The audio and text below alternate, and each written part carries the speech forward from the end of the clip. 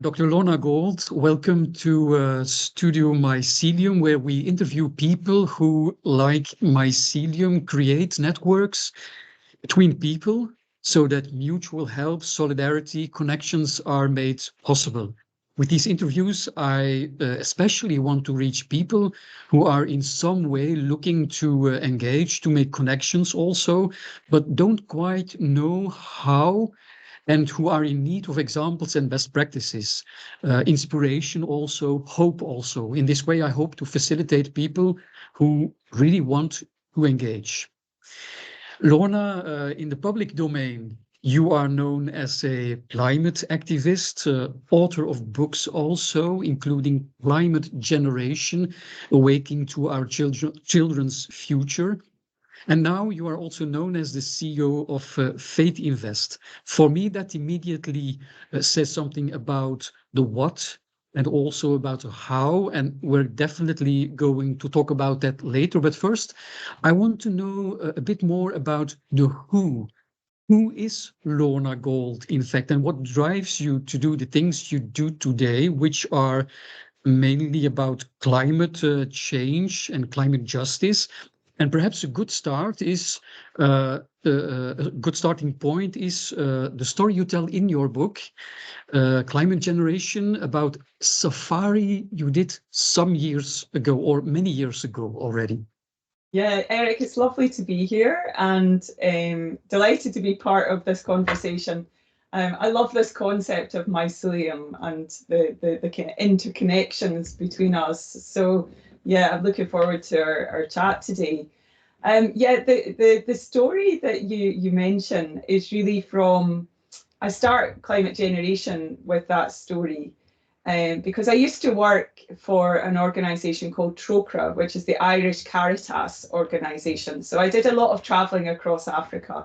And on one of my trips, a long time ago, it feels like 20, probably 20, over 20 years ago now, I went to Tanzania. And I had a few extra days at the end of the field trip and managed to go to the Ngorongoro crater, which is just the most incredible place. I think the Lion King movie is kind of modelled on that. It's like a little bit of paradise on earth. So you go up the side of the crater and then you kind of peak on this crater and then you come down a very steep slope into this green kind of paradise where all the different animals that you would imagine on safari are there present.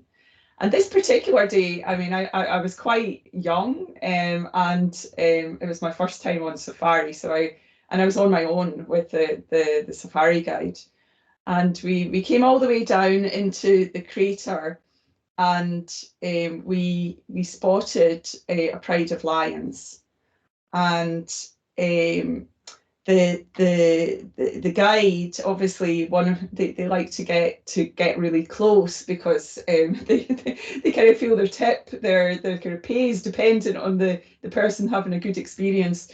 So anyway, we spotted a lioness who had cubs, looked really young, newborn or very, very young. And I was like, wow, this is amazing. And I had my camera, the long camera to take the shots. But he's like, no, we get closer and closer and closer. And I was getting really nervous because we were so close to this lion and all the other lions.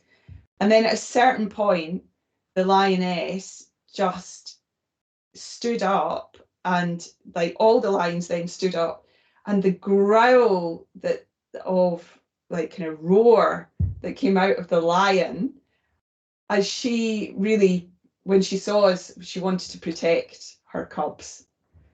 And we obviously, I got such a fright, and then the safari guide like shot off in with the dust behind the wheels to try and get out of the way because we were in potentially in trouble.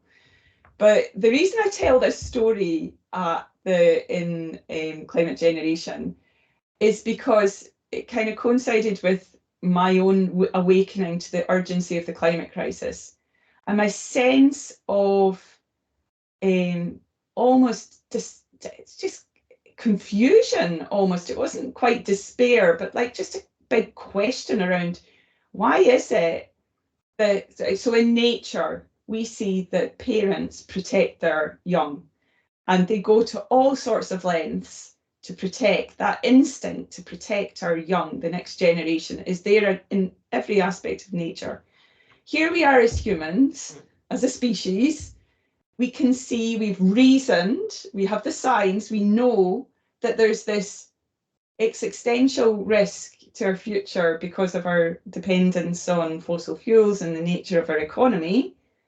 And yet we seem in utter paralysis to do anything about it, to even care about it. I mean, back in 2013, 14, it was really a question of, did anybody even care? It was in our heads, but we didn't. And it wasn't a judgment on anybody. This is not a judgment. It was more a real deep question about all my friends who are mums, who are grandparents, who are aunts, or uncles. They must know. They must know that this exists. So anyway, to me, that kind of internal motivation from becoming a parent and the absolute urgency of changing path about 10 years ago really is what set me on my current kind of path of what I do as whether it's climate activist. I'd say I'm more now an activist for a new economy because it's climate change is one of the big obstacles that stand in the way of having a more just and sustainable world. But we know there are others as well, but climate is the big one that we need to address. What struck me is that you're telling different stories about your own childhood, about experiences you had. For instance, there is also a story about daffodils. Yeah, I mean, now this winter, for example, it's almost you get used to the strangeness. Some people call this global weirding because we're starting to notice the breakdown of the seasons. But back in the kind of around 2015, I had this really strong kind of experience where I was sitting on a bus in Dublin, and I was already a climate activist, and also I was involved in policy research on this topic through my work. And I was sitting on this bus going into Dublin to give a talk on climate change. I think it was December 2015, and and I was walking past this beautiful park, and suddenly I saw all the daffodils in full bloom. And I just had to kind of went past them, oh, there's the daffodils. And then in my head, I went, it's December. Why are the daffodils in full bloom? So it was a bit of another wake up call to me that nature is crying out. Nature speaks to us subtly through the changing and the response to the changes in the atmosphere, but also speaks to us in really strong ways. I mean, we see it now more and more, like the disasters, but some of these more subtle kind of like flowers appearing at the wrong time, the blossom appearing at the wrong time, are warning signs to us. So that story really, it really kind of also kind of gave me this kind of inner kind of like resolve that we have to do something about this. Yes. Some way or another, you have a very strong sense for nature and what is happening in nature and the changes that are happening, but not everyone has the same sensitivity. You're telling many stories about how your own personal sensitivity to what is happening to our Mother Earth is doing. But yeah, how is it possible that some people have this sensitivity and others don't or seem to not have this sensitivity? Oh, it's a really good question, Eric, and I think it's at the very heart of why we're in the mess that we're in right now, because I think, and it's let's say this issue of the sensitivity and the sense of connection to nature or disconnection is predominantly a Western one. It's predominantly within Western Judeo-Christian traditions.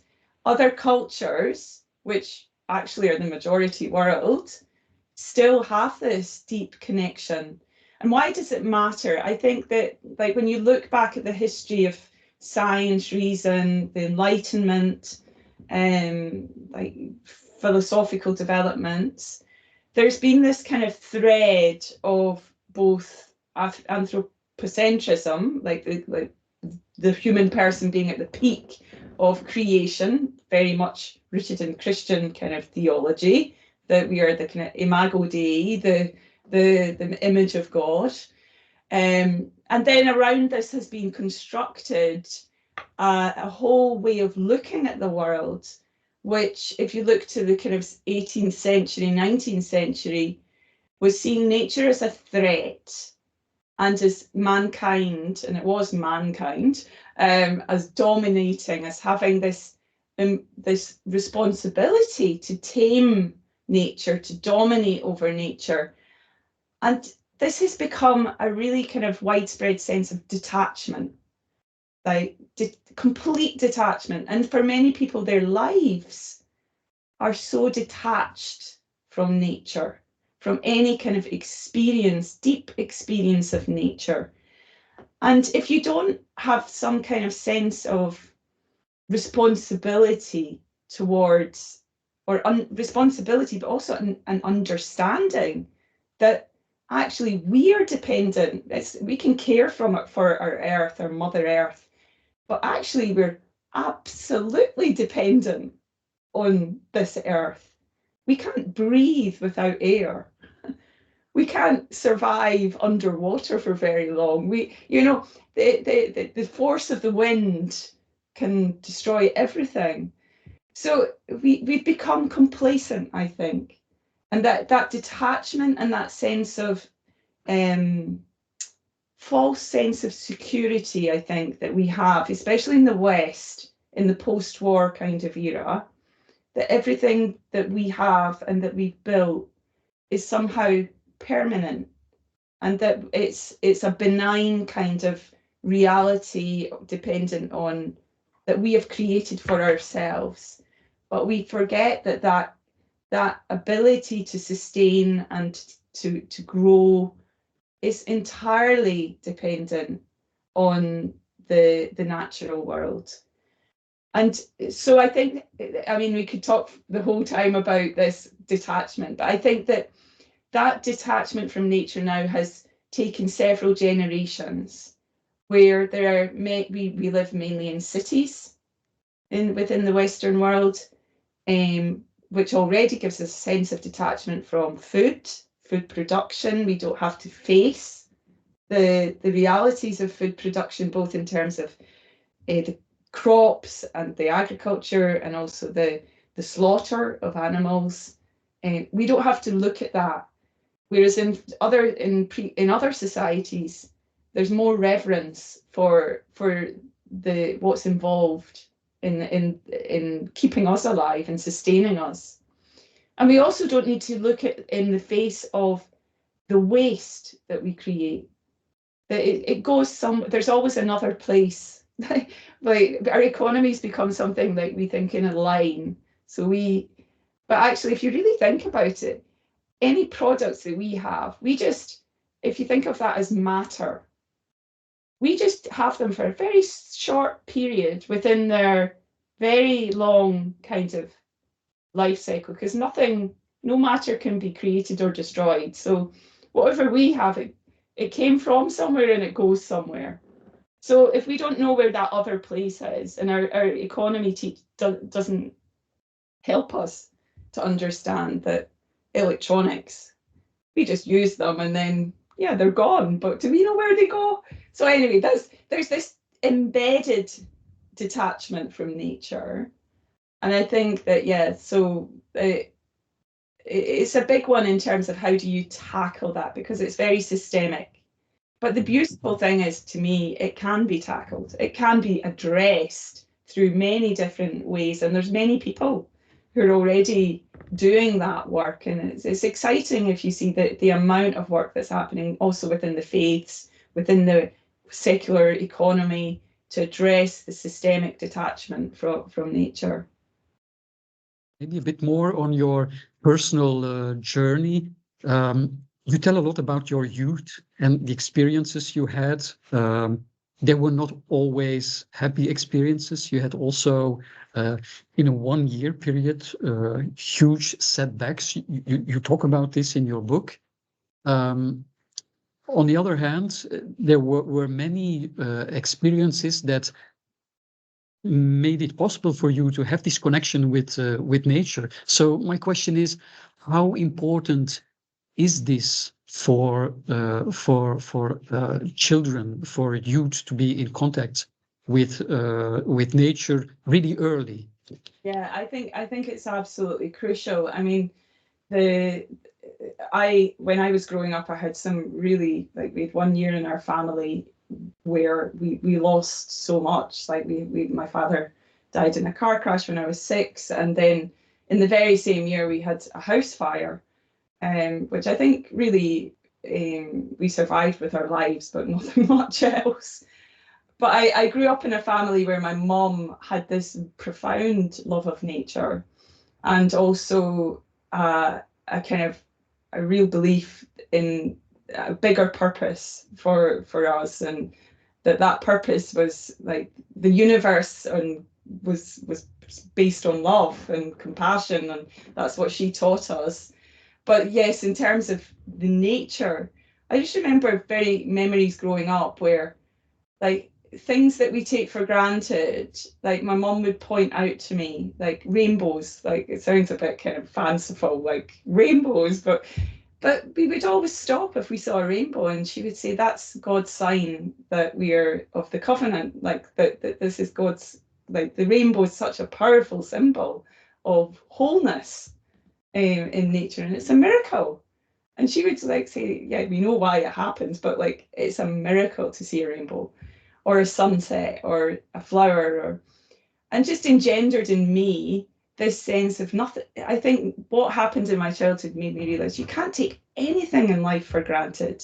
Everything can change in a second, and we're just so, like, our existence is a precious gift that we need to use well, and that we need that gift is the gift of this beautiful, is the gift of all the people in our lives, but it's the gift of this planet that has been entrusted to us. We don't know if there's another one like this, if we make a mess of this one, but this one's good enough, like, to want to appreciate it. And I think with my own children, I mean, I don't like to put us on a pedestal and say we've done everything right, or we're all grappling with the same issues. Yes. But when my kids were very young, it was just natural for us to spend a lot of time in nature, and like to some of these moments that we had with the children in the forest, where I could see that through simply just being outside, in what I call God's playground, like being in the forest, this is a beautiful, natural playground for children. Like, they would come out with things that would just blow your mind, in terms of, Mom, who created all of this? Where did all this come from? Like, a 5-year-old asking you, where did this come from? And then they would joke about, did you create it? Did your dad create it? And then saying that, just realizing their innate sense of, the deeper value of nature. So, and that desire, and I think it is born at a very, very young level, that sticks, like, that our responsibility, not even responsibility, it's love. It's love, it's connection. And from that connection comes a sense of responsibility, because you'll care for something that you love. So, so that's been a big part of being a parent. Now, my kids, you are now teenagers, and it's a much harder challenge. It's a much harder challenge because you just have to hope that what you've engendered when they were young, something of that is retained into these more difficult years. And when I say it's harder, it's because they're exposed to the world that we are in, which for young people is not a world of connection to nature. It's a world of online gaming. It's a world of phones and Snapchat, and if they were allowed to, they would spend their entire lives in this entirely it's not a fake world because there are real people in there, but it's an immaterial kind of existence. And it would be sad because not only do they lose all the sense of connection to nature, they also lose so much of everything that's to be experienced, that and the sense of responsibility. So yeah, so it's tricky when they get to the teenage years. Maybe I'll write another book which is much more about how do you come through the teenage years, and try to keep that sense of connection.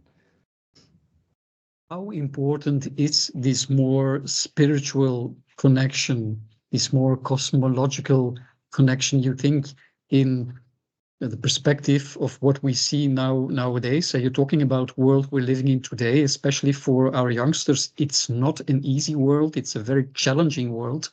On top of that, we see all kinds of huge systemic problems, climate change, but also social issues and even spiritual issues. So how important is it, you think, to have some kind of spiritual connection?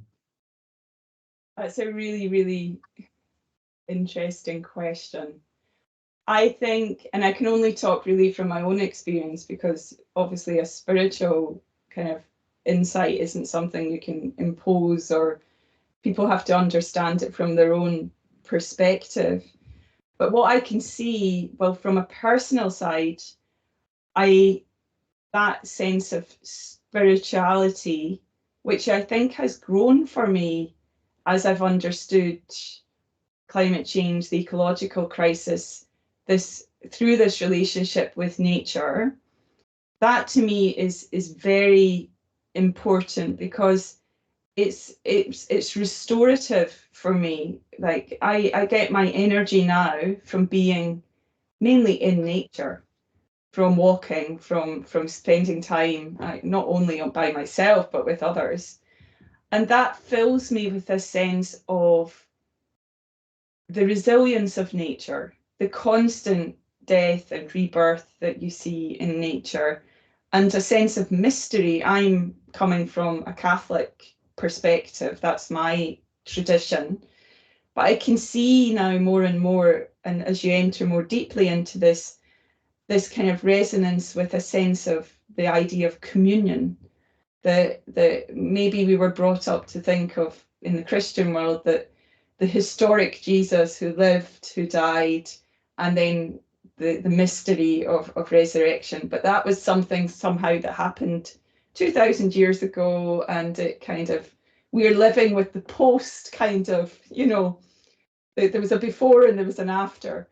But whereas now my sense of the theological and the spiritual is that the the idea and the person of God, of Christ, is really embedded within these mysteries, or this in nature, and not that it's a pantheism of worshipping the trees or worshipping something, but there's a deeper mystery around what I would call a universal communion. The mystery of communion is not just between humans. But if you think about it logically, it has to be with all of nature, because humans are matter. Humans are also, the bread and wine is created and it's part of the cycles of nature. So for me, that is really important. But equally, what I see, because I work now very much in the multi-faith, interfaith space, is that this sense of, whether you call it the balance of the yin and yang, of all the different concepts within different faith traditions, particularly the Eastern religions, that there is this same sense of a universal connection, a universal communion. And frankly, in order to overcome the sense of disconnect at the root of the climate and the ecological crisis, there's a sense that all of humanity is called into this greater consciousness, this greater sense of connection. Because again, coming back to you won't take responsibility and care for something that you don't have a connection with. It becomes, you have to revert to legalistic, kind of very cold sense of accountability and the law. But that's only going to get us so far in terms of the climate crisis. We need a sense of compassion. We need a sense of solidarity. All these words that are usually associated with a sense of faith, a sense of hope, spiritual values. And to me, it's not so important now that we focus on it's this religion or it's that religion or it's this next one, or that you even have to have a religious frame of reference. You can appeal to the higher consciousness of humans. And if you attach a spiritual value to that, that's great. If you don't, that's also great. And there's such a rich diversity of views. But I found amongst the climate movement, there's often this sense of shared kind of commitment and shared, not necessarily a spiritual sense, but a sense of shared values and appealing to that kind of higher consciousness. So you would not go so far to say that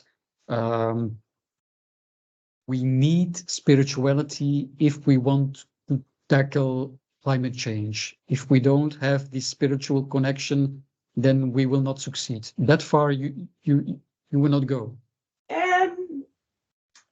I think we do need it. I think we do need that spiritual connection.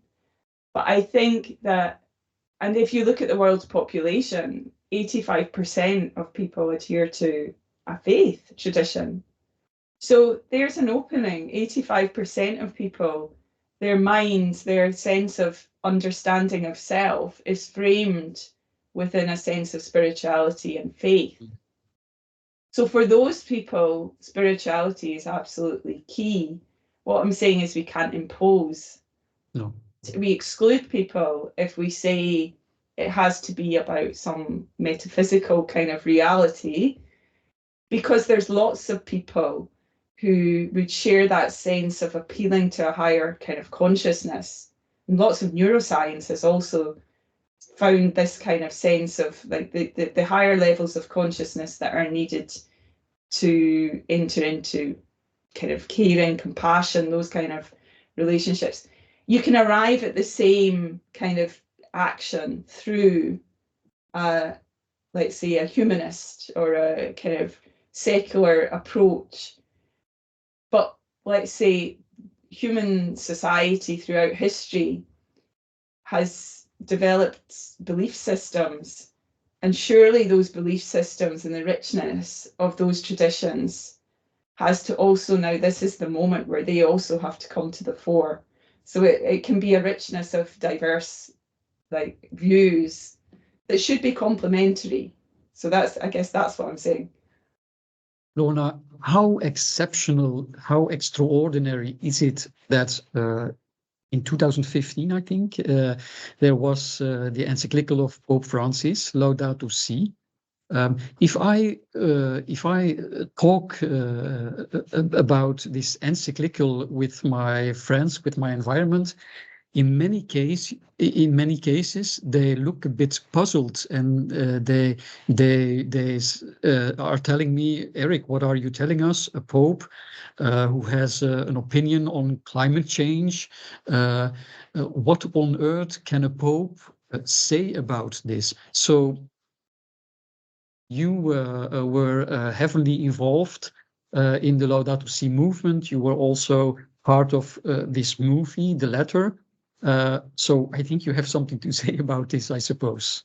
Yeah, absolutely. I mean, Laudato Si is such a beautiful teaching, and it's really a groundbreaking encyclical that, from a Catholic point of view. Now, Pope Francis was following in the footsteps of many other faith traditions, in particular other Christian churches. All the work of Patriarch Bartholomew, who was called the Green Patriarch, all the work even back to the 1990s of the World Council of Churches, and the declaration on climate change right at the very start of the 1990s, issued by all the Protestant churches. So Pope Francis really was trying to bring the Catholic world up to speed, and the theological kind of roots of that up to speed of the current understanding of climate science, but not only climate, because it's not an encyclical just about climate change. It's about the state of the world today, and an analysis that also takes into account the sociology, the psychology, the economics. So it's a very broad-ranging teaching of the Pope, and has had quite a groundbreaking impact. It's interesting, even now, 9 years later, so next year we're celebrating the 10th anniversary of Laudato Si. 9 years later, there are still many people, even within the Catholic Church, who've never heard of this encyclical. And in particular, there is quite a lot of resistance within certain quarters within the church, even within priests or parishes, who still see this as a little bit tangential to the real, like, what the church is there for. I'm not surprised. The church has been around for 2,000 years. It moves at a rather slow pace. I work very closely with friends in the Vatican on this topic. It works at a slow pace, but I think what's really encouraging to me is that different times in history, there have been, let's say, like impulses of the Holy Spirit, or there have been spiritual currents which have started to run within the church, within the different churches, that have started to shift things at the very opportune moment. And I see Laudato Si and Pope Francis, in taking the name Francis, as one of these moments within the history of the church and the history of humanity, because the world needs a Francis right now, needs a man of peace, needs a man of care for the earth, but not just one man. The world needs a whole, let's say, movement now of people who are committed to the message of Laudato Si, which is to hear the cry of the earth and the cry of the poor, and recognize that those two cries are actually one cry. They're interconnected cries in our world today. So I've been very much part of this movement, which started as a kind of dispersed movement of people who, when Pope Francis launched Laudato Si in 2015, we knew it was coming, because unlike other encyclicals that were kind of developed behind closed doors, and like nobody knew, it was all a secret, this encyclical was collaborative. It involved a lot of people, because the Pope is the first encyclical that quotes science, that quotes, in 2,000 years, the church has never quoted science in its teachings, quotes psychologists, philosophers, poets. It's a beautifully written document. But we knew it was coming, and we knew it could be groundbreaking. It has reference to the intrinsic value of nature. That has never been an official teaching of the church, that nature has an intrinsic value.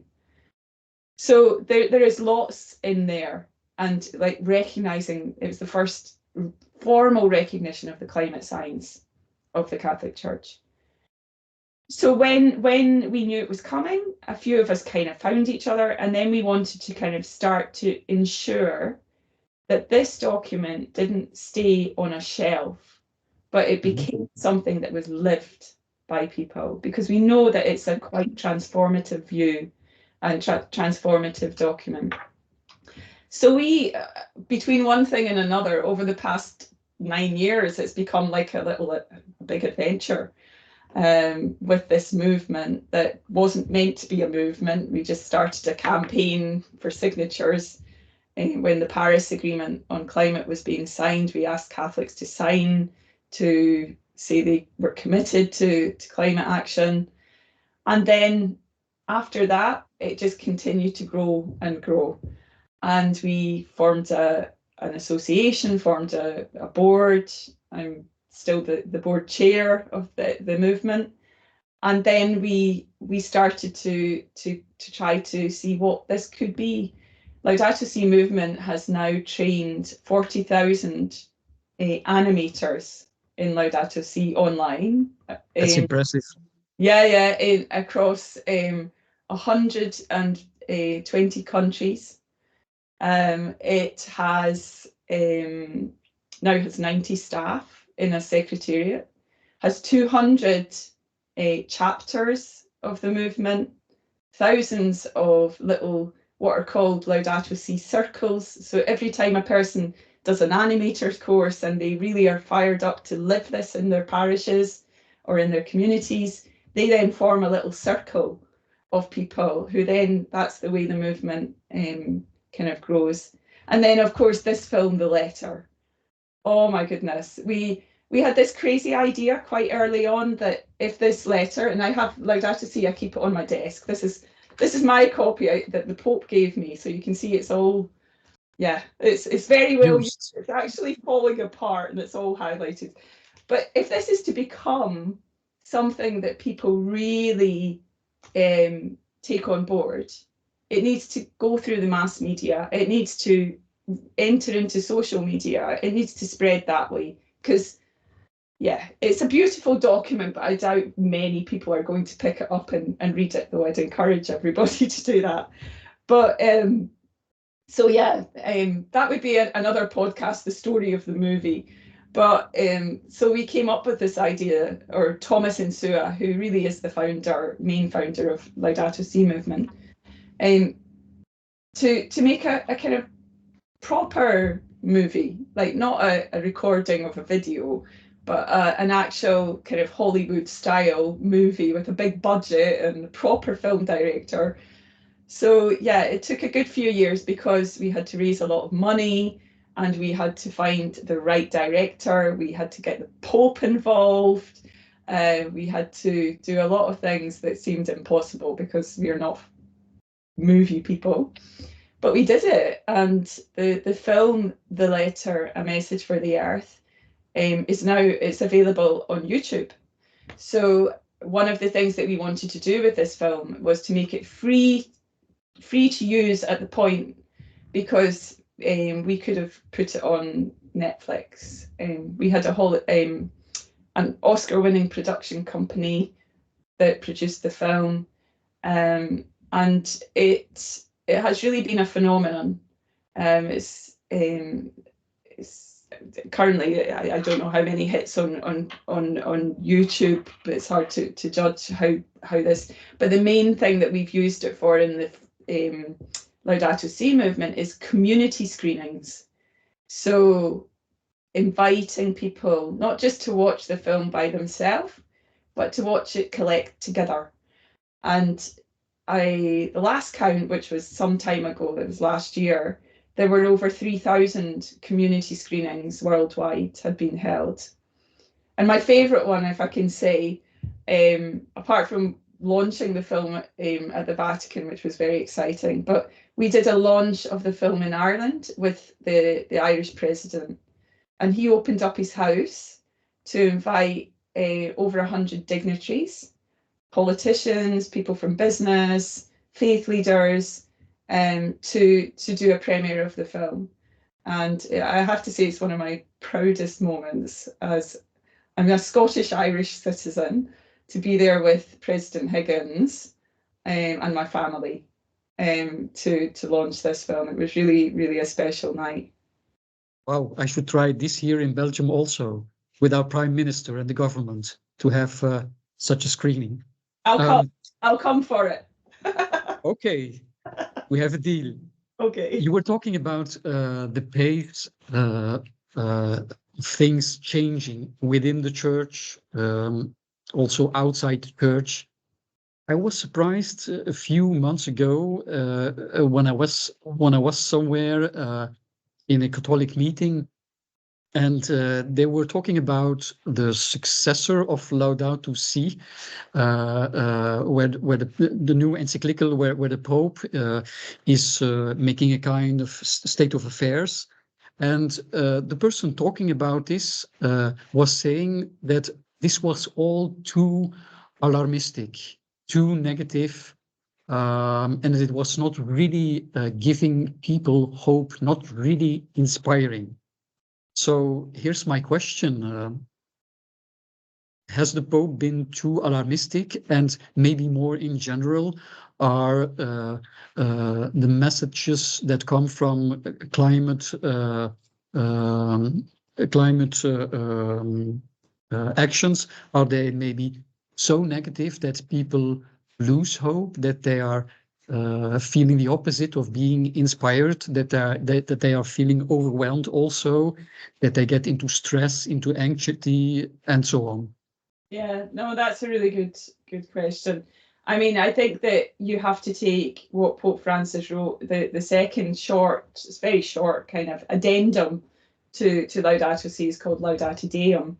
And it just really focuses on the issue of carbon and fossil fuels. And it was targeted towards the political talks before the Dubai climate talks last December. So it really needs to sit alongside Laudato Si.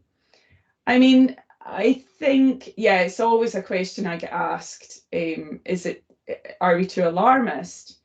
It's not. I think what's really hard is that the science is alarming.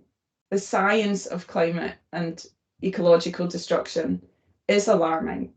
We've seen the most recent research I heard last week shows that we are actually we've actually breached last year 1.5. We were last year was 1.55 degrees warmer than pre-industrial times. We've always And said you're talking about serious science by serious scientists. This is not this is yeah. Potsdam Institute. This is the most serious scientists are saying that we are still not on track to tackle this issue.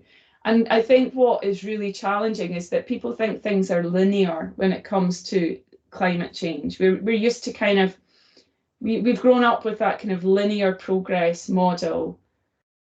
And nature does not act in that way. Nature's all about balance and tipping points. And we can't deny the physics of what is happening. And when you understand the physics of climate change and the kind of how we've embedded carbon within our atmosphere and the urgency of the challenge, we're talking about turning this around in the next 5 years. That's so 10 years ago, we were saying the next 10 years. Well, 5 years have passed, so it's the next 5 years. Well, actually, at the Paris Agreement, we were saying 10 years, and that's next year. So it's the urgency is real. But what the challenge is that when it comes to mass media and communications, that kind of urgency does not translate into action. It's a different kind of, you have to take account of psychology. That if you just scare people, and that's not it's not a factor of denying what the truth is, but you have to engage people in a way that engenders action. So How do you do that? So how do you do that? I think that, and I mean, that's what climate generation was really all about, because I was grappling with this sense of disconnect and the kind of sinking into depression around the kind of sense of, well, I can do nothing. I can do nothing. But coming out the other side of that, I mean, for me, a few things, and that what I'd recommend maybe to people. First is like ensure that you yourself have that connection with nature. That's what feeds your soul. That's what feeds your sense of this is something worthwhile and your sense of preserving that for generations. Then don't think that you have to do this on your own. We know that the biggest changes that need to happen are deeply political, and they have economic kind of roots. So the most important thing is to engage in doing what you can do. Pope Francis has a lovely term. He says, every time that you do something to preserve the environment, even if it's hard, it's a noble act. It's not meaningless. It's about you being somebody with integrity and trying to do your bit. You can use a carbon calculator or ecological footprint to calculate and assess yourself and then do that. But the most important thing is to connect with others. And because this issue is so transversal and like connects with so many different realities, find your place, find your space, find your kind of what energizes you. And for me, that has meant different things at different stages. For me, one of the actions that I took for a year was to stand outside Parliament every Friday with the climate strikers. I did that because partly because I felt a little bit of a sense of hopelessness that I could do anything meaningful. And at least if I was standing there, I was supporting the young people, making them feel really that we had their backs. And there were lots of grandparents there too. And it also was a witness. It was a witness because people thought, I think, when I started to do that, I was a bit mad. I was like, okay, well, that's fine. And it was almost like it was my little sacrifice to do something that I felt was a little bit like saying, offering myself to highlight climate change. Inevitably, whenever I did that, I came away with a sense of hope. I can't explain it, but it was the sense of connection with others. And our Friday strikes have been going on now for 5 years, almost 5 years. We're into our 5th year. That sense of connection with other people who feel the same starts to grow. And then you'll realize that there's so many people in the world I'm in now. I know that there are big challenges and the political challenges, and you can get way down by all of those. But for me, it's the light of the people who are doing the right things is just so strong that I cannot dare to think that those other forces, let's say, that want to move us backwards will win out, because we have now, as a society, as an economy, we know what we need to do. We know what the solutions are. We know at different levels. We need the willpower, and a kind of sense of a mass movement. So I would encourage people to connect in, and you don't need to even leave your house to connect in with people now. You can look up who are the local groups. And if it's not about protest, because not everybody feels drawn to doing the protest, it can be about what can I do in my local community around slow food, around circular economy, around community gardens, around all the things that are going to build resilient communities for us. Maybe one last question. Today, you are professionally in a role as the CEO of Faith Invest. What is Faith Invest exactly about, and how does it fit into your sensitivity for climate change and climate justice?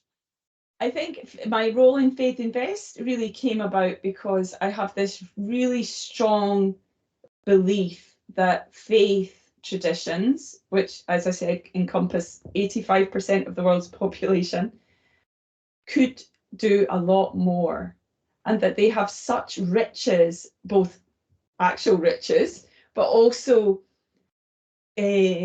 traditions, deep belief systems, spirituality that can help to solve the issues that we're facing today. The faiths and their relationship with the climate and the environmental movement, because it's not just about climate change, but their connection to this environmental movement has been growing really silently for the last 30 years. So within all of the faith traditions, there are, let's say, environmental movements that are indigenous to different faiths. Just last week, we saw the publication of Al-Mizan, which is called The Balance, by an eminent group of Islamic scholars. And this is being called the Islamic world's response to Laudato Si, because it has profound teachings rooted in the Quran around how Muslims can help solve the climate crisis. And it's very, very strong. It calls for a fossil fuel non-proliferation treaty. It calls for an ending of fossil fuels. That's really strong language, especially given that many Muslim majority countries are oil producing countries. It's quite extraordinary. But we've seen this in other traditions. Buddhism, of course, has this deep kind of sense of do no harm, of the protection of compassion towards nature. The Sikh world for over a decade has been planting sacred forests across the world. Nobody knows about this, but like these sacred forests are everywhere now. Literally millions and millions of trees and hectares planted by Sikhs as their contribution towards safeguarding the planet. And we could go on. And then within the Catholic world, the Laudato Si movement and all the other, Laudato Si movement is a network of 1,000 Catholic organizations. So you start to get a sense.